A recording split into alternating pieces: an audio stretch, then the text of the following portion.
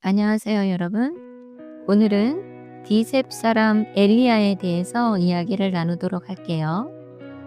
이스라엘의 하늘은 여전히 푸르렀지만 그들의 마음은 이미 어둠 속에 잠겨 있었고, 왕 아합의 시대는 겉으로는 풍요로웠으나 그 안에는 타락과 불신이 가득했습니다.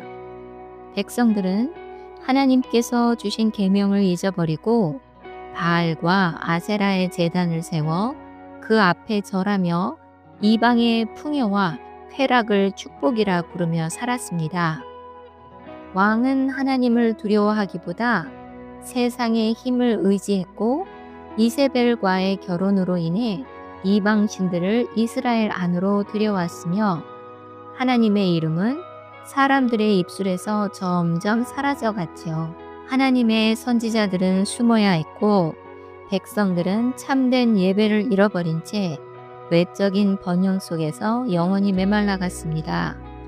그때 하나님께서는 이름조차 잘 알려지지 않은 한 사람을 부르셨습니다. 그의 이름은 디셉 사람 엘리야였으며, 그는 산지의 거친 들에서 자라난 소박한 사람이었으나 마음에는 하나님의 영광을 향한 열정이 불타고 있었습니다. 그는 하나님의 말씀을 듣고 그대로 행할 준비가 되어 있었고, 진리가 무너진 세상 속에서도 홀로 서기를 두려워하지 않았습니다. 하나님께서 엘리야에게 말씀하셨어요. 너는 아합에게 가서 이르라. 내가 그들의 죄악을 인하여 하늘을 닫으리라. 엘리야는 왕궁으로 들어가 왕 앞에 서서 담대히 말했습니다. 내가 섬기는 이스라엘의 하나님 여호와의 사심을 두고 맹세하노니, 내 말이 없으면 수년 동안 비도 이슬도 있지 아니하리라. 열왕기상 17장 1절. 그는 왕의 권세 앞에서도 물러서지 않았고 오직 하나님의 말씀만을 전했습니다. 아합은 그 말을 듣고 분노했지만 그 경고의 의미를 깨닫지 못했어요. 하나님은 그 말씀을 통해 이스라엘에게 회개를 촉구하셨고 우상 숭배의 길을 돌이키도록 하셨지만 백성들은 귀를 닫았습니다. 얼마 지나지 않아 하늘이 닫혔고 비가 내리지 않았으며 산은 갈라지고 강은 메말라 버렸고 초목은 시들어 땅은 갈라졌습니다. 그 가뭄은 단지 한 계절이 아니라 3년 반 동안 계속되었으며, 온 나라가 목말라 할 때까지도 사람들은 바알에게 비를 구하며 회개하지 않았어요. 하나님은 그들의 마음을 깨우기 위해 자연을 멈추게 하셨고 하늘의 침묵 속에서 그분의 음성을 듣게 하셨습니다. 하나님께서는 엘리야에게 말씀하셨어요. 너는 동으로 가서 요단 앞 그릿 시냇가에 숨으라. 그곳에서 내가 까마귀에게 명하여 너를 먹이게 하리라. 열왕기상 17장 3, 4절. 엘리야는 명령을 따라 그릿 시냇가로 갔고 그곳에서 하나님의 약속을 매일 경험했습니다. 아침과 저녁마다 까마귀가 떡과 고기를 물어다 주었고 시냇물은 그의 마실 물이 되었습니다.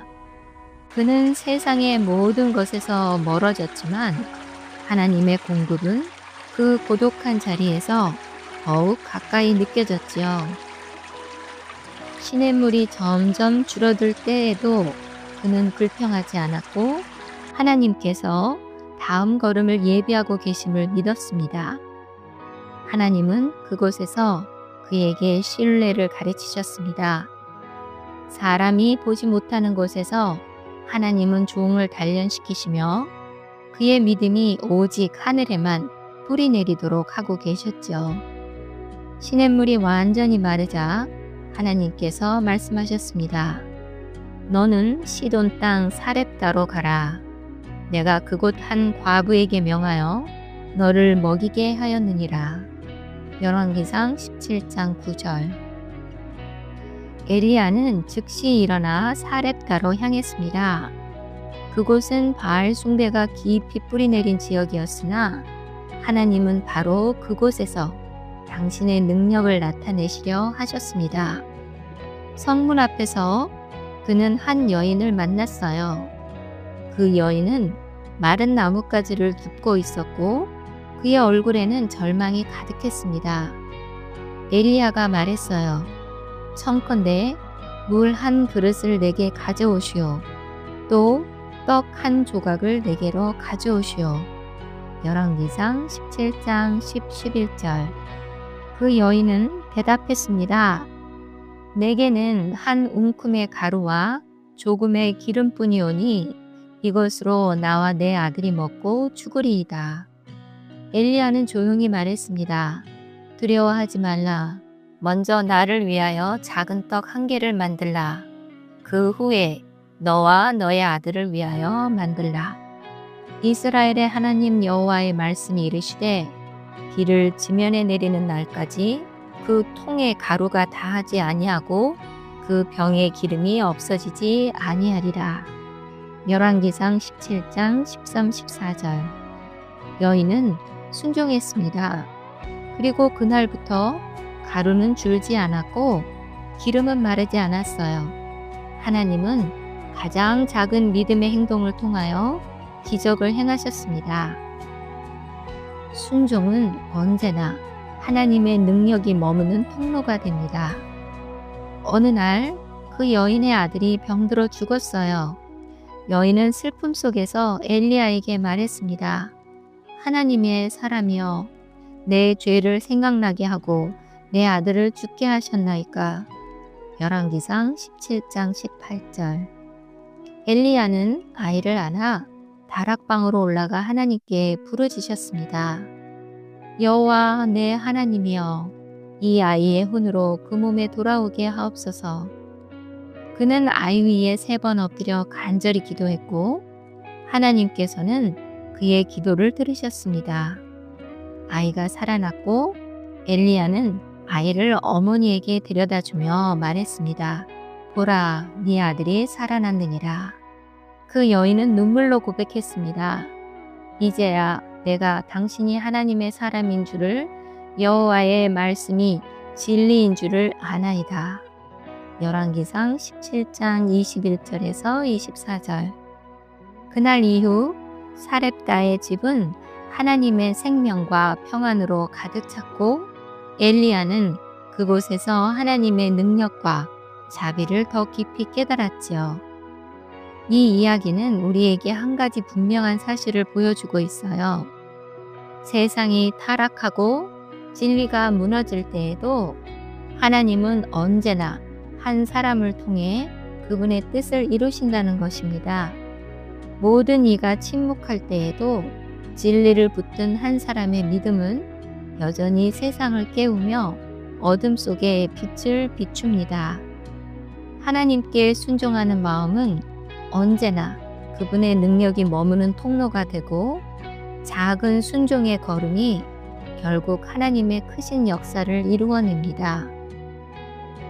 또한 믿음은 풍요 속에서 자라지 않고 결핍과 고난 속에서 더욱 깊어지며 그 속에서 우리는 하나님을 의지하는 법을 배웁니다.